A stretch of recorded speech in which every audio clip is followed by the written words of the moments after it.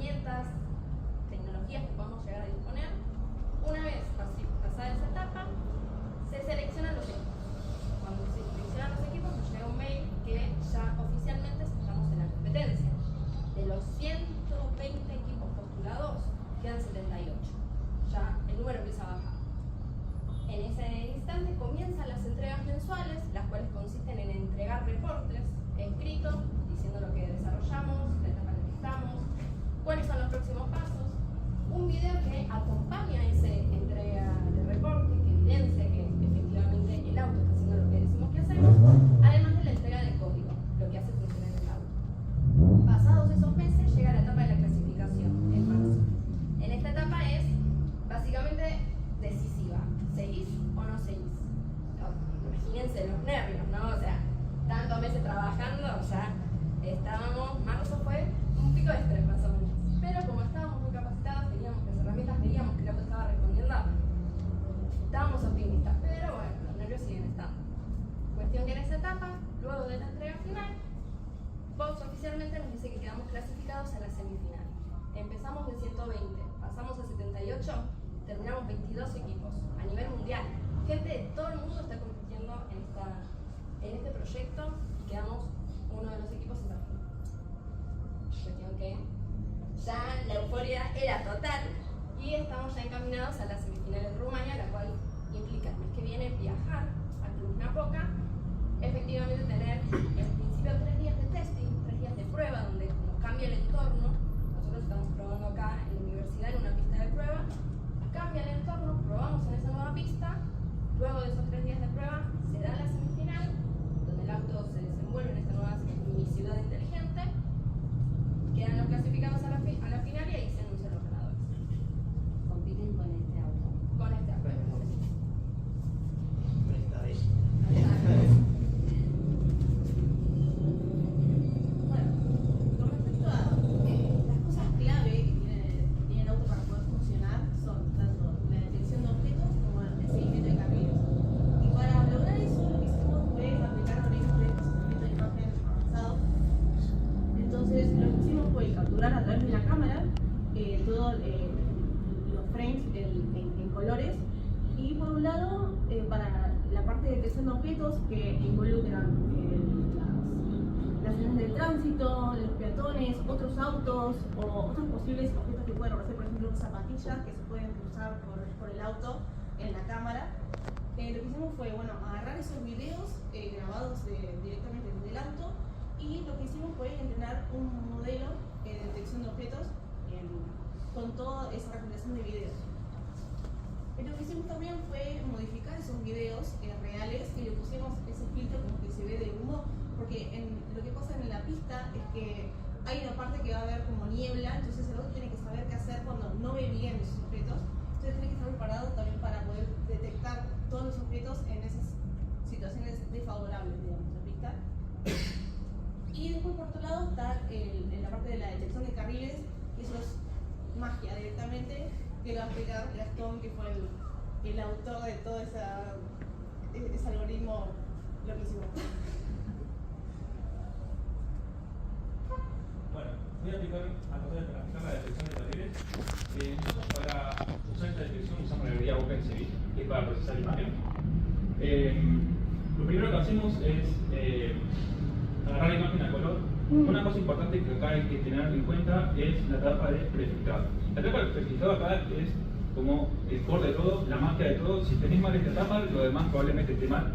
Más que nada porque en la realidad podemos tener respeto por la luz solar, textura en la pista, diferentes marcas en la pista que pueden arruinar toda la predicción. Para lograr esto, lo primero que hacemos es reducir la cantidad de información que tenemos que procesar porque es un montón. La primera la pasamos a escala grises para solamente tener los diagramas de intensidad de una imagen en particular. Y luego lo que hacemos es eliminar todo el fondo y quedarnos solamente con las líneas blancas, obteniendo este resultado acá. Lo de arriba, la gráfica arriba de todo, sería la parte de, o sea, agarrando una flecha horizontal, digamos, la parte de arriba sería como ese diagrama de intensidad, mientras una vez sacando todo el fondo, obtenemos como una especie de picos que van a ser los píxeles de cada línea en particular que se mandó sobre una flecha horizontal. Una vez que tenemos ya la parte prefiltrado, que es vuelvo a repetir, es súper importante que la imagen esté bien filtrada. Pasamos a la siguiente etapa, que es la creación de los slides. ¿Cómo hacemos?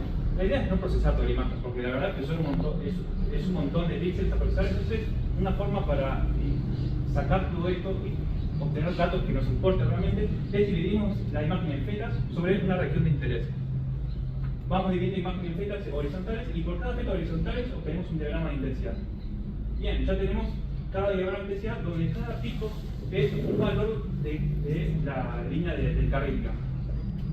Bien, ahí tenemos el diagrama de intensidad. Ahora, ¿cómo hacemos para agarrar esto y poder construir las líneas? Digamos? Necesitamos para detectar el carril, ver dónde están las líneas y poder guiar el auto. Bueno, el siguiente paso va a ser, en base a estos picos que tenemos en el gráfico, ir detectando dónde está cada uno. ¿Qué es lo que parece? Ahí no se nota mucho en la imagen, pero entre la intersección entre la línea del carril y el eje horizontal hay puntitos que se llaman en verde, que son cada uno de estos picos que están acá dentro de la gráfica. Bueno, ya tenemos los picos, sabemos dónde está cada cosa, ahora la parte más sencilla. Hay que agarrar y unir todos estos picos para tomar la línea del carril.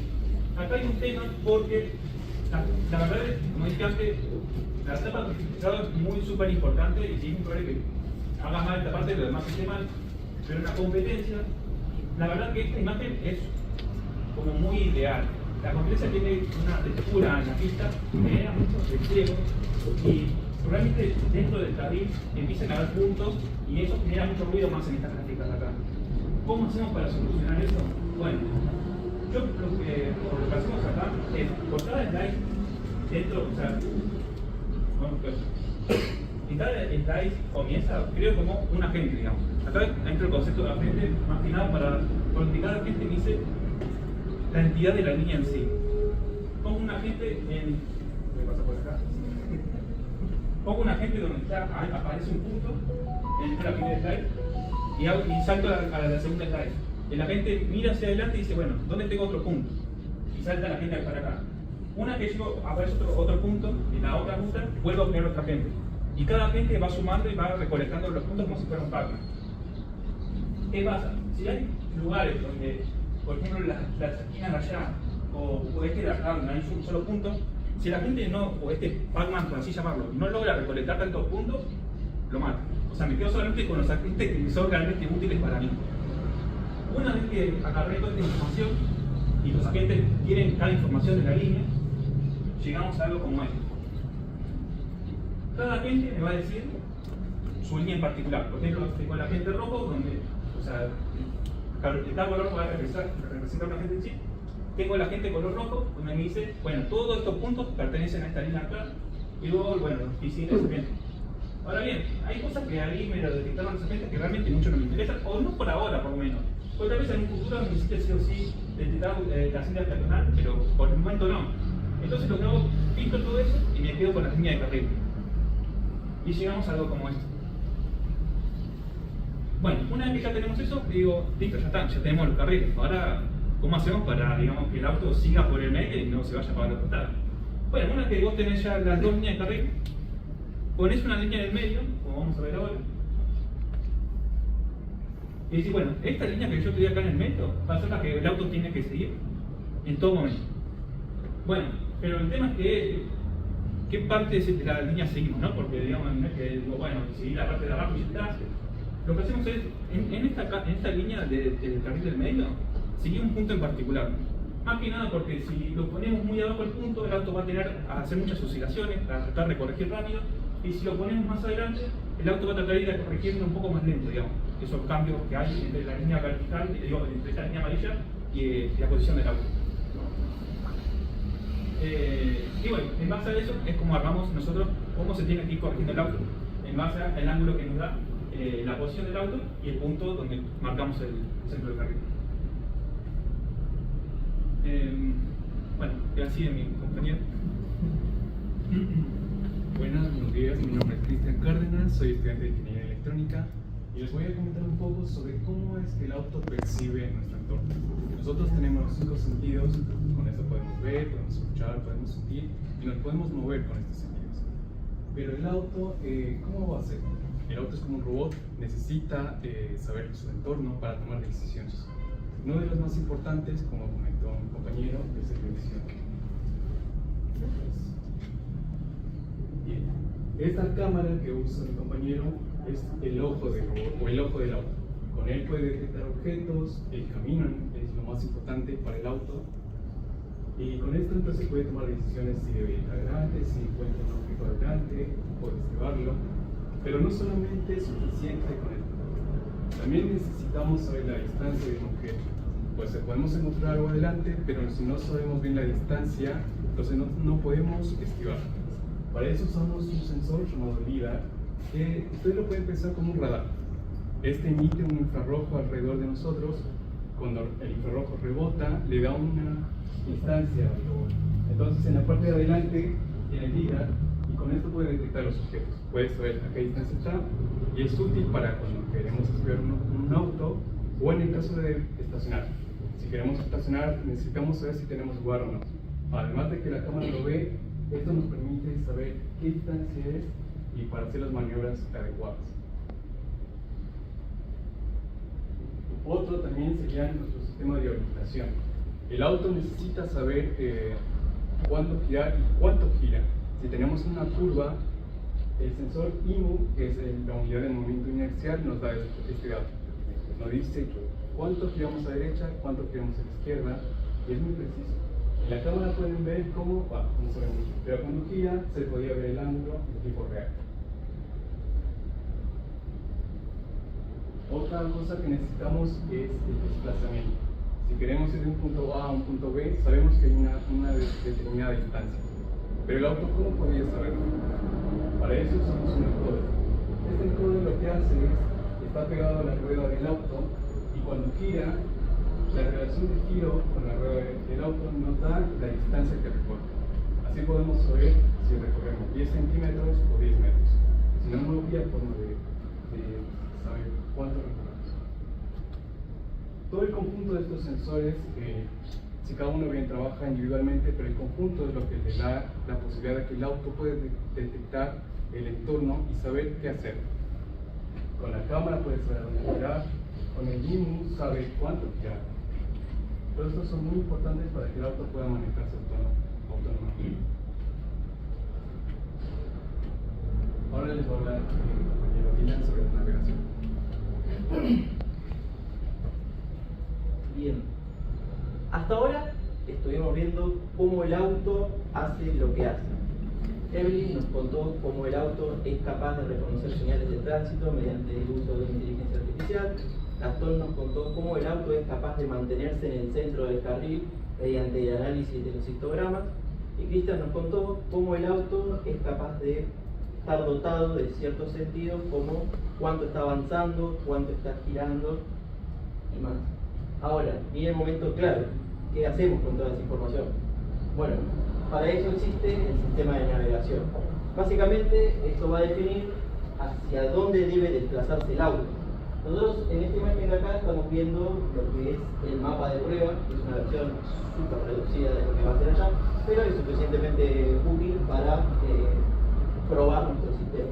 Nosotros tenemos una especie de 8, el cual debemos recorrer. Entonces, cuando nosotros recorremos simplemente un carril derecho en donde no hay que tomar una decisión de si tenemos que doblar a la izquierda o a la derecha, nosotros tranquilamente definimos que bueno, el auto tiene que mantenerse en el medio del carril. Entonces la prioridad del sistema va a estar en seguir el algoritmo que desarrolló Gastón, el cual mantiene el auto en el carril. Ahora, ¿qué pasa si en el medio de ese camino que nosotros suponemos derecho empieza a haber niebla? Bueno, como contó Gastón, nosotros nos basamos en la detección de ambas líneas del carril. Si nosotros detectamos niebla, la cámara básicamente va a dejar de ser un sensor útil, porque su percepción no va a ser suficientemente eficaz para que el algoritmo de desarrollo de Gastón pueda reconocer correctamente los dos carriles. Entonces el auto dice, che, no tengo idea para dónde ir, no sé si tengo que doblar, no sé si tengo que seguir derecho, estacionar o cualquier cosa. Para ese caso está diseñado el segundo sistema de navegación, el cual es la navegación por nodos o navegación a ciegas, básicamente, el cual consta de decir, bueno, mira, yo no sé qué está pasando, pueden estar pasando mil cosas, de hecho la pista está planeada para atendernos trampas, No sé qué pasa, pero gracias a los sensores de percepción que yo tengo, yo sé que más o menos en la pista estoy por acá. Y la última vez que pude confiar en mi cámara estaba ahí. Entonces, lo más lógico sería decir, bueno, a menos que la pista haya cambiado, cosa que no va a pasar, yo tengo que seguir tantos centímetros hacia adelante, luego tengo que girar hacia la izquierda y luego tengo que hacer X maniobra. Todo eso nosotros lo podemos hacer teniendo una alta confianza en los sistemas de percepción que desarrollamos anteriormente, cual dice el avance, el ángulo y demás. Algo muy importante a mencionar, que nos separa a nosotros como ingenieros del mundo ideal, es el error que tienen los sensores. Porque nosotros decimos, bueno, sí, existe un sensor que te dice el ángulo, existe un sensor que te dice el avance, pero no son perfectos. Como todo sensor tiene un cierto grado de falla, el cual después de 10 minutos, si nosotros decimos que estamos parados acá, realmente no estamos parados acá, estamos parados acá, porque es un error acumulativo que se fue dando a medida del tiempo. Es algo súper natural y es imposible de evitar. Entonces nosotros necesitamos realimentar nuestros circuitos. Básicamente decirle, che, no estás parado acá, estás parado acá. Nosotros eso lo hacemos con la confianza de la cámara. Una vez que recuperamos la vista de la cámara, decimos, bueno, mirá, sabés que yo por ahora vine circulando por este camino y más o menos estoy por acá. Ahora que puedo volver a confiar en vos, decime, ¿realmente estoy acá? Y cuando llegamos a ciertas características claves en la pista, como momentos donde tenemos que tomar decisiones de si a la izquierda o a la derecha, tanto el algoritmo de líneas que desarrolló Stone como el algoritmo de objetos que desarrolló Evelyn reconocen esas características muy particulares y te dicen, sí, mirá, efectivamente estás parado acá, o sea, estás haciendo un buen trabajo, o no, mirá, la verdad es cualquiera, vos tenés que estar parado acá. Entonces eso genera la corrección del auto. Básicamente es lo que hace que el auto no choque, o sea que es súper importante. Y bueno, el hecho de cómo va saltando de una forma de navegación a otra forma de navegación es súper variable. Generalmente nos basamos en qué tanta confianza tiene el auto sobre que la cámara está funcionando bien. Ese es el disparador más general que existe. Después hay otros, como por ejemplo el hecho de estar en el estacionamiento. Porque la cámara mira hacia adelante. Entonces yo no sé si hacia el costado, no sé qué maniobra tengo que hacer para estacionar. Cosa que muchas personas que sacan el registro tampoco, incluida yo en sus principios, pero bueno, se va aprendiendo. El tema es que el auto no puede equivocarse ahí porque nos sacan muchos puntos.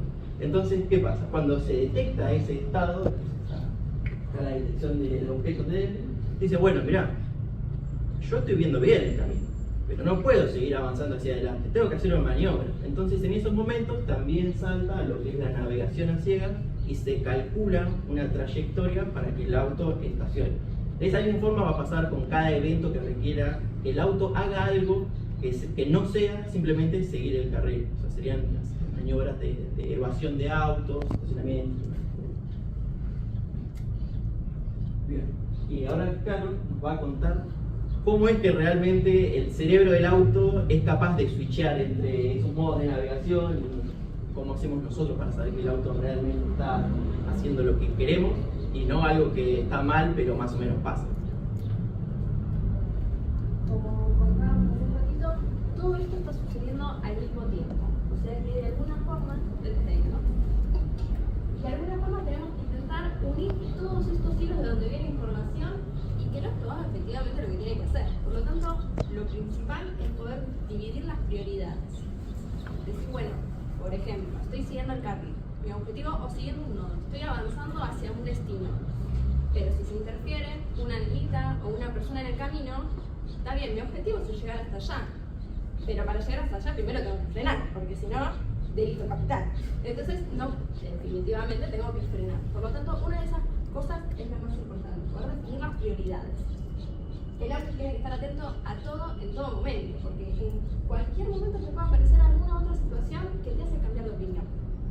Como el auto es autónomo y con toda esta información que venimos contando va a estar decidiendo instante tras instante lo que debe hacer, de alguna forma, aparte de mirarlo, nosotros tenemos que saber qué es lo que está pensando, qué es lo que decide, por qué interpreta lo que interpretó, hacia dónde quiere ir. Ahí es donde interfiere o aparece el dashboard. Como sabemos, todos los autos tienen un tablero. El tablero donde te va informando el estado, si falta aceite, la velocidad.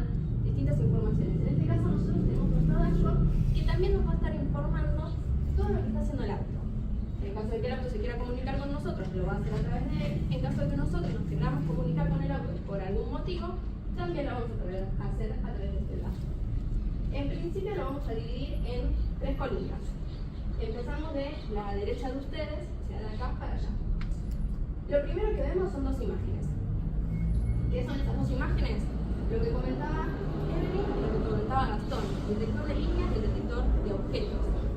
La realidad es que suceden al mismo tiempo. El auto está viendo solo una imagen. Todo eso lo está pensando todo junto. Nosotros decidimos separarlo por una cuestión de poder discernir bien cómo está detectando el detector de líneas, cómo está detectando el detector de objetos. Por eso es que lo separamos en 2 imágenes.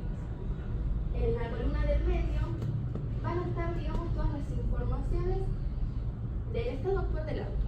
Por ejemplo, dónde está ubicado, seguramente todos vieron un poco de análisis matemático, X e Y, pero X e Y en la pista, o sea, en el entorno real, ¿dónde está? El estado de la batería, la velocidad, el ángulo, por ejemplo, o hacia dónde quiere ir también. El auto nos va a estar avisando momento a momento todo eso.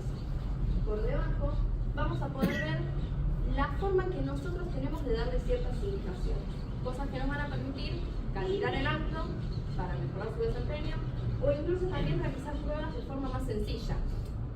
Todo este proyecto son muchas líneas de código, muchas líneas de código, muchos archivos súper relacionados entre sí. Por lo tanto, si nosotros queremos realizar una prueba, ir a buscar justo el lugar a donde queremos puede ser un poquito engorroso si estamos ahí con el tiempo corriendo. Por lo tanto, el dashboard, porque nos va a permitir también eso, es poder decir, bueno, quiero hacer tal prueba en tal lugar. Le digo dónde está y a dónde quiere ir y que a partir de eso el auto empiece a hacer las pruebas autónomamente. Finalmente, en la última columna, lo primero que vemos es un mapa. El Google Maps que tenemos en el celular, algo así. Nosotros vamos a ver la pista, en este caso de prueba. También tenemos cargada la pista de Rumania, lo que pasa es que, bueno, en este caso probamos en la pista de prueba, tenemos la pista de prueba, donde en función de la información que nos va a estar mandando el auto, lo vamos a poder graficar. Vamos a ver dónde está el autito. Sí, para que más o menos tengan una idea, en el video de la derecha mía, su izquierda, el auto está realizando un recorrido que coincide con la ubicación en el mapa. Uno es el que grabamos nosotros de lo que estaba haciendo y el otro es el que está diciendo efectivamente que está haciendo.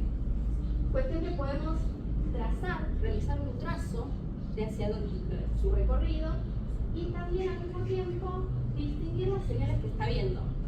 Cada tanto van a ver que aparecen como un puntito de algún color en ese mapa.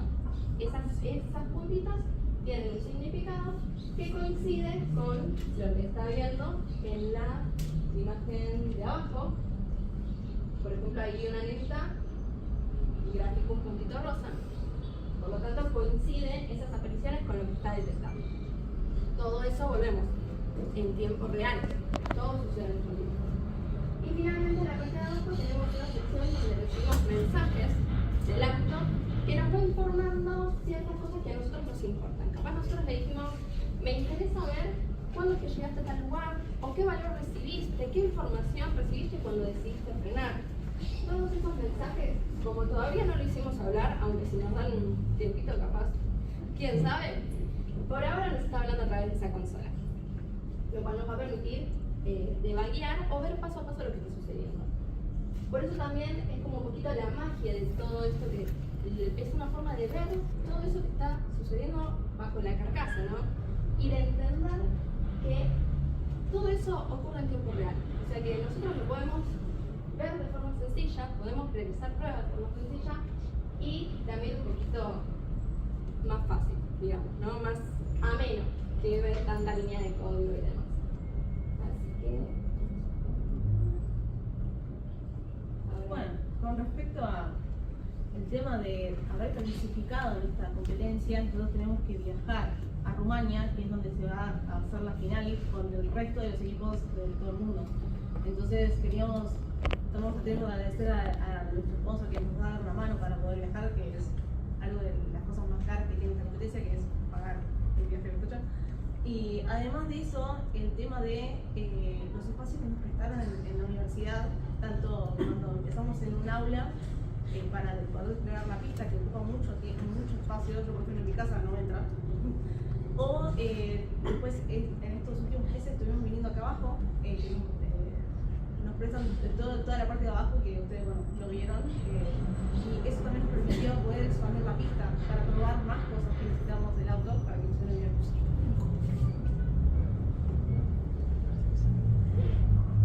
Bien, ¿por qué esto es ingeniería? Es una pregunta interesante y pueden pensarlo así. La tecnología avanza cada vez más rápido. Lo que ahora es nuevo, en unos años va a ser viejo. Pueden pensarlo como los celulares que en un principio parecieron los Nokia pequeños. Ahora no pasó mucho tiempo y ya es obsoleto, tecnología obsoleta. Ya no te sirve. Puedes tenerlo, pero no te permite instalar aplicaciones, no te permite acceso a internet. Entonces este avance es muy rápido.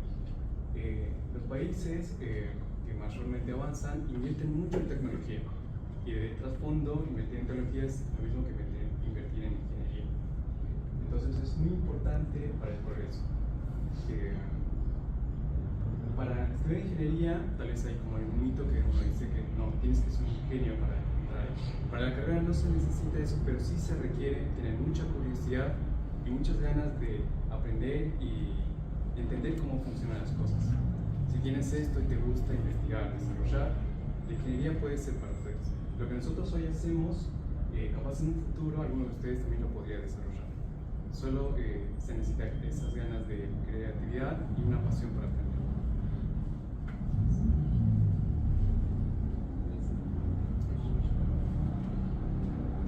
Bien, bueno, ahora ya dimos todo un recorrido sobre cómo funciona el auto, cada partecita de su subsistema. Bueno, obviamente, desde los servicios de nuestros sponsors que están permitiendo que podamos cumplir nuestro sueño de viajar a competir, y el hecho de cómo todas estas experiencias que fuimos adquiriendo al haber estudiado la carrera de ingeniería nos nutrieron de conocimientos suficientes para poder desarrollar un robot de estas características. Llegando a esta etapa ya de conclusión de nuestra charla, los invitamos a hacer alguna pregunta si es que la hay. Perdón. ¿Cómo se realizaban los datos? ¿Cómo se realizaban los datos de los sensores? Los datos de los sensores. Sí. Bueno, ¿querés contarlo? Bien, los datos depende del sensor que usemos. Normalmente usamos los tipos de sensores que usan protocolos de WARP y protocolos de ROC. Los sensores, depende del sensor que uses, ya vienen con una unidad, un micro interno que procesa toda la información cruda. A nosotros nos dan información limpia, por así decirlo. Un sensor de movimiento inercial, internamente tiene como pequeños resortes que te dan como información en números binarios, al integrar un integrado dentro de este mismo sensor, hace todo ese proceso y nos facilita el trabajo.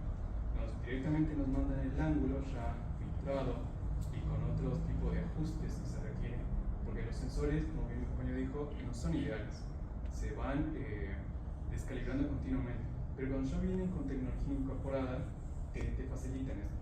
Entonces, lo principalmente que nos dan es por el cuadrado 6, nos dan valores ya filtrados. Lo que sí nosotros hacemos es una calibración, le pedimos exactamente qué queremos. En el caso del IMU, es una unidad de movimiento inercial. No solamente te da el ángulo de derecha a izquierda, también te da la aceleración, te da la aceleración en los tres ejes, tanto X, Y, X y Z, exactamente. Entonces nosotros damos los valores para que nos dé eso.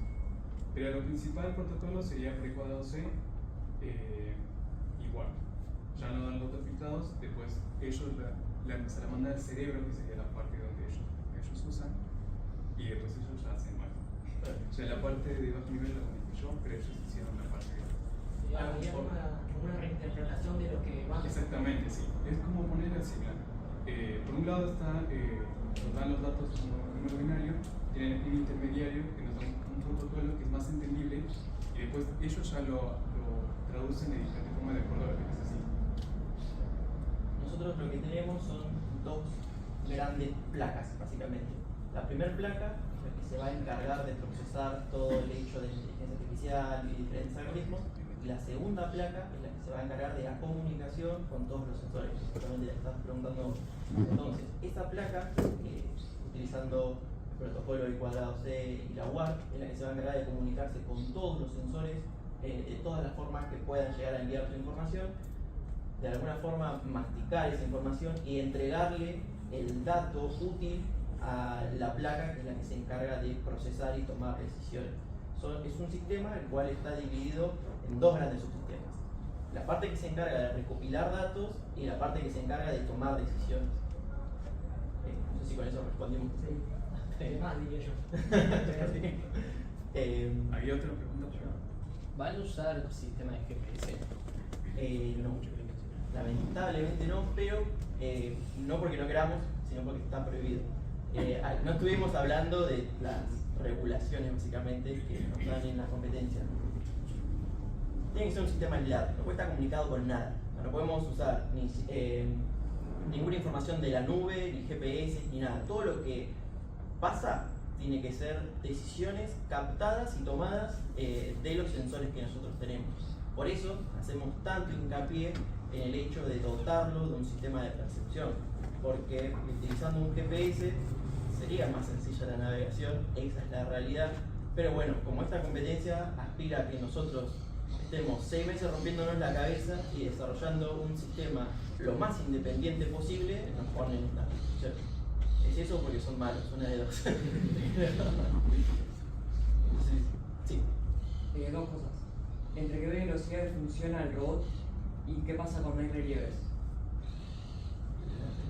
Muy bueno. Bueno, si bien con la yo. Básicamente nosotros tenemos, como dijo Chris, un sensor el cual nos transmite la aceleración del auto. Entonces, ¿qué pasa? Cuando vos avanzás, estás teniendo, o sea, en el momento en el que empezás a estar quieto, a empezar a moverte, tu cuerpo genera una aceleración, hasta el momento en el que llega a una velocidad continua, no pasa nada. Pero en ese momento, en donde vos te empezaste a mover, el sensor, que es el IU, detecta esa aceleración y dice, che, estás avanzando. Lo mismo pasa cuando tenemos una pista con relieve. El auto pasa de estar a determinada altura y de repente su altura empieza a crecer, porque por ejemplo hay una rampa, cosa que hay una rampa ya. Entonces nosotros con eso detectamos que el auto está subiendo o que se cayó a algún lado, podría ser, o sea, esperemos que no, pero se detecta. Entonces, mediante ese sensor nosotros captamos el relieve y en base a lo que definamos por las prioridades, lo que estaba comentando Caro, nosotros decimos, che, si está pasando esto, porque hay determinado relieve, tenés que hacer tal cosa. Como por ejemplo, bueno, mirá, si está subiendo y baja la velocidad, porque podés caer. En el caso de un relieve, no sé, se refiere a un terreno irregular, va a depender mucho de las llantas, de las ruedas.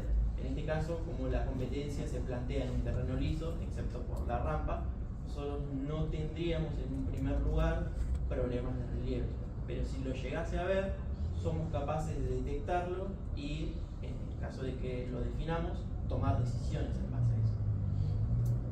Y no me acuerdo cuál era la primera pregunta. ¿Y entre qué velocidades funciona el robot? También regulaciones de la competencia. ¿Viste kilómetros por hora, que es la velocidad común? Bueno, nosotros tenemos algo que es más bajo todavía, que es centímetros sobre segundo. Básicamente estamos limitados a que el auto circule entre 20 y 40 centímetros sobre segundo en la pista común. Cuando tiene que hacer algún giro podemos reducir la velocidad, básicamente para no tener problemas con la inercia. Y en las partes de autopista, que estamos obligados a acelerar, tenemos que ir entre 40 centímetros por segundo y 60. Es básicamente lo que sería la velocidad estándar en la calle, reducido porque obviamente si no los autos vuelan.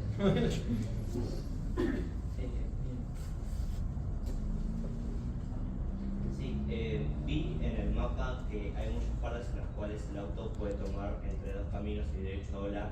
¿Cómo es que sabe qué es lo que tiene que hacer? ¿Eso se lo dicen ustedes porque ya se los da la competencia o lo deciden en un momento por algún dato que tengan? Sí, en realidad, en realidad nosotros antes de darle al auto, decirle al auto que empiece, nosotros tenemos que decir el camino por donde tiene que ir. El tema es que mientras el auto va avanzando, capaz tiene que tomar otra decisión y volver a retomar cuando antes. O sea, como el auto ya sabe el mapa de antemano, hasta que se reubica, puede tomar otra decisión, pero inicialmente debería ya saber por dónde tiene que ir. Lo que tenemos nosotros en el mapa son como distintos puntos que nos dan puntos como si fuese el Pac-Man, que tienen que ir recolectando. Entonces, nosotros de antemano le decimos, bueno, tenés que ir primero a recolectar después y así. Pero bueno, para poder calcular ese recorrido, lo que se hace es, ¿cómo se llama el algoritmo que se usa? Para poder calcular el recorrido más rápido.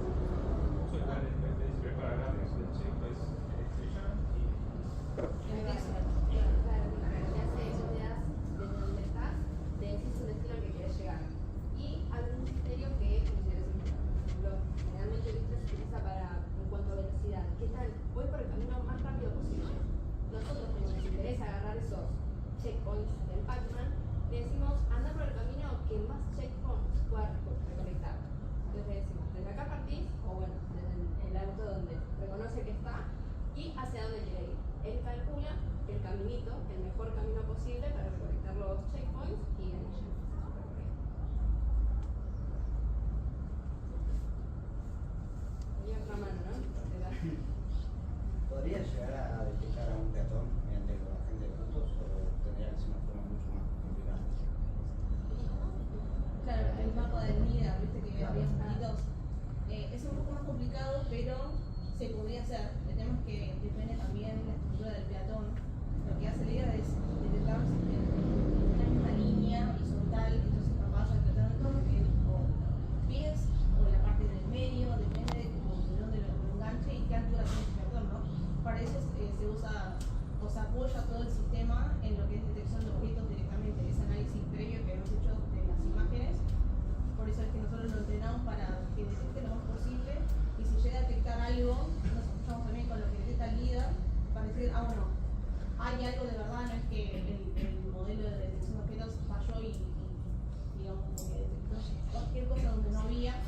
Y además con el LIDAR lo que hacemos es ver a qué distancia está ese objeto. Porque si está muy lejos, nada, el auto sigue. Si está más cerca, como que tiene que, bueno, justamente con el peatón tiene que frenar directamente hasta que se vaya. Claro, porque como usted dijeron que tenía también un punto fijo más adelante, capaz el peatón pasa y no está justo con el punto que viene. Ahí no se ve. No, el punto fijo lo que hace es medir para dónde tiene que hablar siguiendo el carril. El tema es que el seguimiento de carril tiene como una prioridad un poco más baja, que es que si detecta que hay un objeto que tiene que frenar sí o sí. Es como que frene es como algo, la prioridad máxima, porque si llega a atropellar el peatón, como que no es que quedamos descalificados, pero nos sacan bastantes puntos en lo que es la competencia. Entonces, sí o sí, si ve algo, ya ahí pasa como otro proceso que tiene que analizar. Bueno, ve algo de verdad, y si ve algo de verdad, o frena o ve que tiene que hacer. Porque si es un auto, capaz lo tiene que pasar, no tiene que frenar directamente. Es como que depende de lo que sea que vea, si es un peatón, sí o sí frena.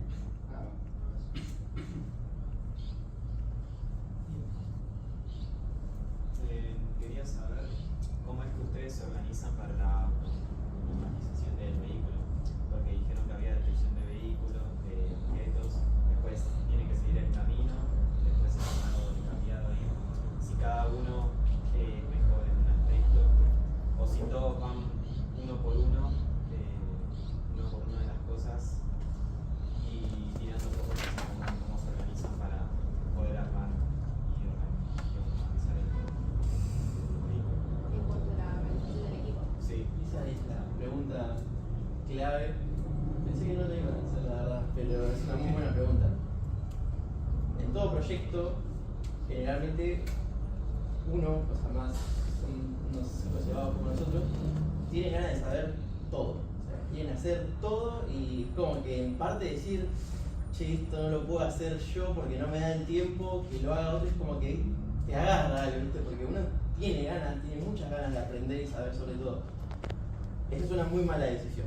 La realidad es que cuando vos estás trabajando en un proyecto que es muy complejo como este, el cual requiere de un montón de decisiones, ¿no?, sobre qué tiene que hacer el auto, cómo tiene que navegar y demás, lo óptimo es trabajar en equipo. Entonces, uno tiene que decir, mira, cada uno de nosotros como individuos tiene ciertas habilidades que sobresalen de los otros 4. Como por ejemplo Gastón, que era muy bueno para la parte de el desarrollo del seguimiento de líneas. Es como que está clarito que a él le tenés que dar eso. Porque si bien uno quiere hacerlo y todos, si nos ponemos a leer, somos capaces de desarrollarlo, la realidad es que en este tipo de casos importan los tiempos. Entonces vos tenés que darle las tareas a cada integrante según sus habilidades. Para eso, bueno, es muy importante conocernos entre nosotros, ¿no? Si no, no hay equipo. Pero bueno, la realidad es esa. Uno tiene que ser capaz de decir, bueno, mirá, yo voy a delegarle a tal persona que haga esto y voy a confiar en que lo haga. Si bien esa persona va a tener que llegarse un montón de palos para terminar de desarrollar el sistema, y obviamente consultándolo al resto del equipo, todos vamos a darle una mano, la realidad es que divide y vencerás. Esa es la verdadera frase. Nosotros nos dividimos sobre diferentes tareas pequeñas que somos capaces de realizar a corto plazo y nos juntamos. Entonces nosotros decimos, che, mirá, el domingo nos vamos a juntar a probar, entonces durante la semana uno hace esto, otro hace esto, otro hace esto, otro hace esto, llegamos, nos agarramos de los pelos para probar cada uno su parte, y cuando definimos, mirá, la verdad esto anda muy bien, esto también, unimos todas las etapas y ahí consolidamos nuestro código con un montón de funcionalidades. Obviamente, si hay alguna que todavía necesita un poquito más de ajuste y estamos cortos de tiempo, entonces decimos, che, mirá, esta tarea tenemos que encararla quizás entre más personas para lograr sacarla, por una cuestión de tiempo. Como comentaban anteriormente, nosotros tenemos que cumplir ciertos plazos. Todos los meses teníamos que entregar videos a la gente de Rumania mostrando los avances. Obviamente ellos te dicen qué avances quieren. Por ejemplo, si al principio quieren que el auto navegue por el carril y vos no le podés mostrar cómo estaciona. Está bien, un muy buen subsistema, pero no es lo que te piden. Entonces, es importante reconocer qué es lo que tiene que hacer el auto al corto plazo, al largo plazo, y cuáles son las habilidades individuales de cada uno, el cual va a ser muy clave para resolver cierta casuística y cuáles requieren quizás la intervención de varias personas.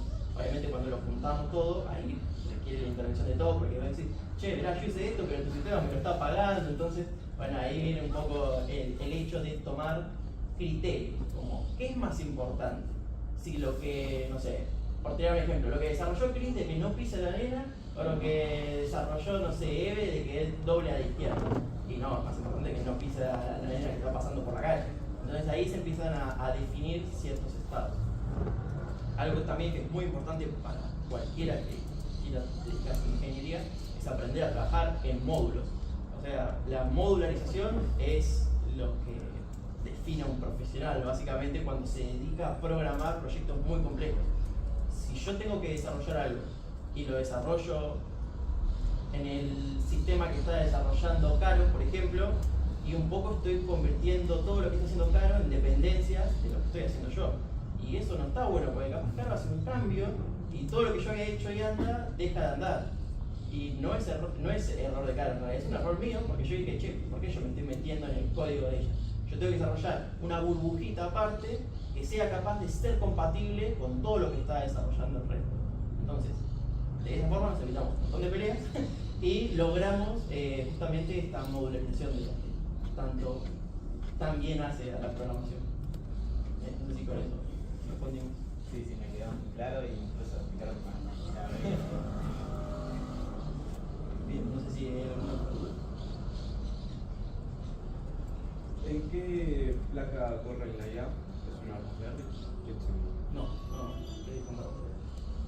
Sí, o sea, al inicio de la competencia sí teníamos una Raspberry Pi 5, pero como nosotros le empezamos a incorporar, o sea, además de la guía principal, que es la que detecta los objetos, le empezamos a incorporar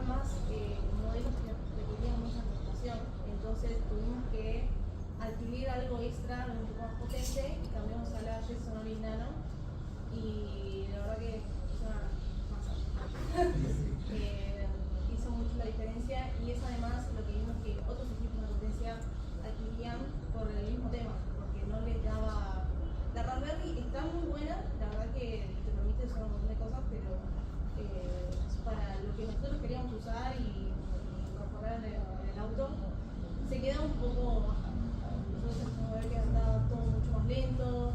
Está bien, optimizamos todo lo más posible para mejorar en su momento, pero se quedaba corto. Es como, por ejemplo, cuando jugás un juego y tenés bajos FPS, nada, o sea, no puedes tomar decisiones justamente. Si estás jugando al counter, te matan. Entonces, la Raspberry nos daba una resolución de 2 FPS para la cámara. Entonces, ahí se empieza a notar de que, mirá, corre. El problema es cuánto tarda en procesar la imagen para devolvernos lo que necesitamos. A 2 FPS, o sea, una resolución muy baja, no podemos acelerar. Ese es el gran problema, porque capaz si el auto va demasiado, muy lento, nosotros decimos, bueno, mirá, la verdad, los 2 FPS me sirven, y en sí es un sistema más barato. Nosotros como ingenieros tenemos que desarrollar la solución buena, bonita y barata, o sea, barata sobre todo. Pero ¿qué pasa? Hay ciertas limitantes. Si nosotros queremos acelerar, no tenemos otra. Tenemos que migrar a una placa que tenga una mayor potencia. En este caso, la Jetson, que es una placa de NVIDIA, y está reconocida como una de las 10 mejores placas para correr modelos de inteligencia artificial. Es el estándar medio para correr modelos de IA hoy en día. Ya no es capaz.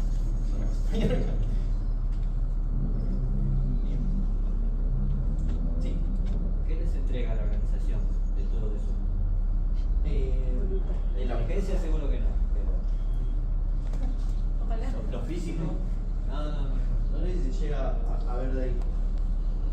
El chasis, básicamente, toda la parte de la tracción trasera y delantera nos lo provee la gente de Bosch. Ahora, la placa, la cámara y todos los sensores de los cuales estuvimos hablando, esos son incorporaciones nuestras. Y en parte está bien porque, ¿cuál es la cuestión?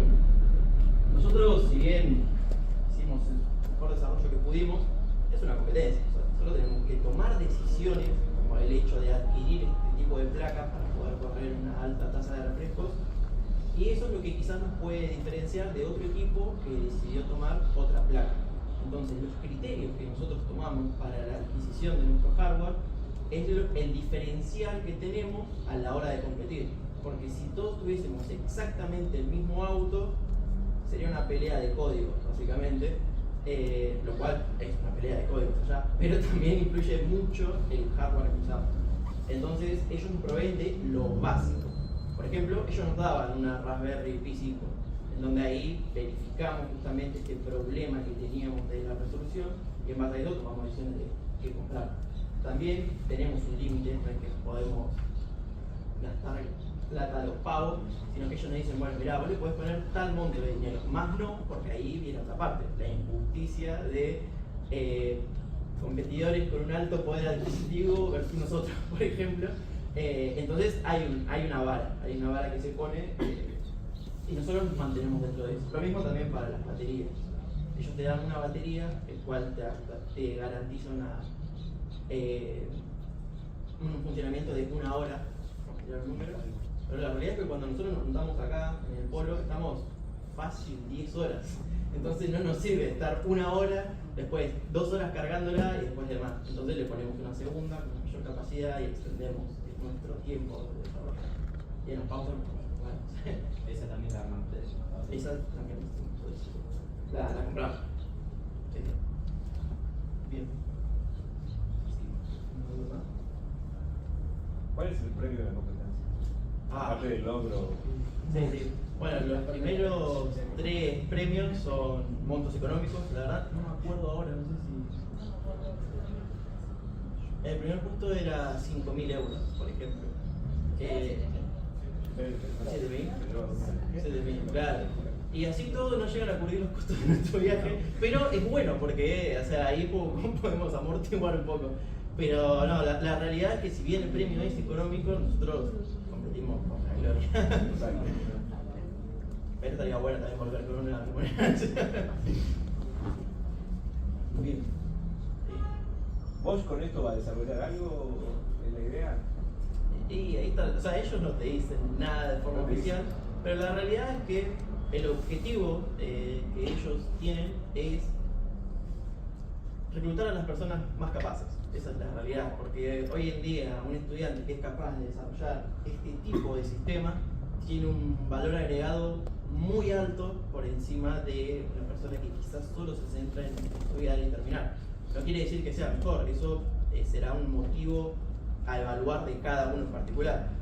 La realidad es que nosotros como estudiantes tenemos que acumular logros, porque eso es lo que el día de mañana a uno lo posiciona mejor o peor a la hora de una entrevista laboral. Y esto que ustedes hacen, o sea, toda la inteligencia que han puesto, ¿se lo queda a Bosch o lo patentan la universidad? Se lo queda, en realidad es libre, o sea, porque nosotros sí le tenemos que dar el código a ellos, pero el día de mañana, cuando haya que pasarle la antorcha a otros estudiantes, ellos obviamente van a poder disponer de todos nuestros conocimientos. No es una cuestión de que nosotros decimos caja cerrada y acá. Pero hay algo muy, muy importante sobre eso, que es que en realidad el código no importa tanto. Porque, ¿qué pasa? Estamos en una era donde la inteligencia artificial crece a pasos agigantados. Eso está generando un desequilibrio entre los equipos que tienen el trono en la competencia muy grande. Para darles un ejemplo, en 2024 el equipo que salió primero fue un equipo de Grecia. Entonces uno tendría que decir, bueno, o sea, Grecia está rotísimo, o sea, tiene el mejor código, el mejor auto y demás. El año pasado ni siquiera llegaron al top 3, teniendo lo mejor de lo mejor. Entonces, hoy en día ya no pasa tanto por el código, sino por las decisiones estratégicas que toma el equipo. Y bueno, obviamente no se puede ignorar el uso de inteligencia artificial, ¿no? Porque es una herramienta que acompaña y suma. ¿Verdad? Entonces sí, el código se lo queda a Bosch, es libre, pero en realidad no es como lo que hace al equipo. Si uno quiere competir 2 veces con el mismo código, va a resultar peor que el año pasado. Queda estancado, ¿no? O sea, tenés que... Queda muy estancado. El avance de la tecnología está hecho a pasos agigantados. Uno no puede quedarse solo con lo que tiene porque, o sea, si es que pretende ganar, ¿no? Si solo quiere ir y competir y ya, bueno, pero va un poquito por ese lado el tema del código.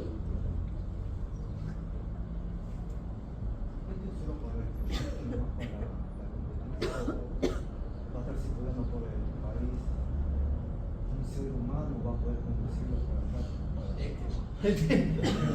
Forma de auto más para el ser humano, o es solo para la competencia. Bien, en este caso particular es solo para la competencia, pero ¿qué es lo que pasa? Nosotros, justamente lo que estábamos hablando, el hecho de desarrollar módulos, un módulo que es capaz de decirte si enfrente tuyo tenés un peatón, es algo muy útil si vos lo querés reutilizar en otro proyecto, como por ejemplo un auto de verdad. Obviamente todo nuestro desarrollo no es 100% utilizable en un producto real, pero sí la gran mayoría. Por ejemplo, en un auto autónomo real, muchas de las cosas que estuvimos hablando sí sirven, pero en un auto real uno le pone GPS, que realmente no hace todas estas cuestiones, o los hace, pero como para tomar otro tipo de decisiones. Por ejemplo, los robots que se encargan de distribuir la mercadería en los almacenes, que son una locura, utilizan la misma tecnología que nosotros. Corren un camino con una caja encima y usan un montón de las particularidades y decisiones que existen. Entonces, en ese caso, esto lo sacás, lo pones ahí, tenés que hacerle algún arreglito, pero sale caminando. Tiene mucha versatilidad para trasladarlo a un producto real. Y eso es lo que está bueno al momento de encararlo. Decir, che, no es que vamos a hacerlo para joder y ya, sino que vamos a pensarlo para el día de mañana sacarlo de ahí, ponerlo en algo que nos pueda dar una posible empresa directamente.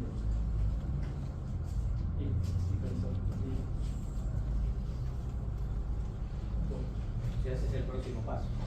Ese podría ser tranquilamente el próximo paso, sí, sí.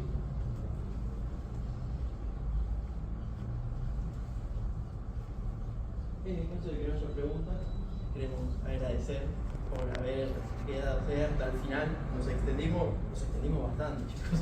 Bueno, gracias por el